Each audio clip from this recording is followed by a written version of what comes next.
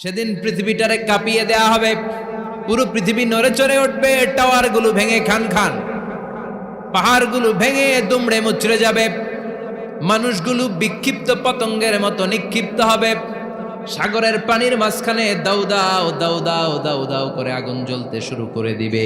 আল্লাহু আকবার। নকশা কে দিছেন আল্লাহ? নকশা কে দিছে না? সুবহানাল্লাহ পড়েন।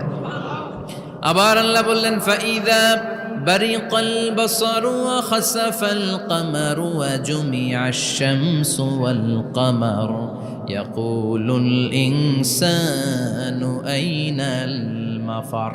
সেদিন মানুষের চোখ হবে ছানা বড়া, চন্দ্র সূর্যে কোনো আলো থাকবে না, মানুষগুলো দিক বিদিক পাগলের মতো দৌড়াবে, সবার মুখে এক কথা, পালাবো কই? পালানোর জায়গা আছে নাকি শুধু বাংলাদেশের এই সাইডটাতেই কিয়ামত হবে, সৌদিতে আর হবে না? হ্যাঁ।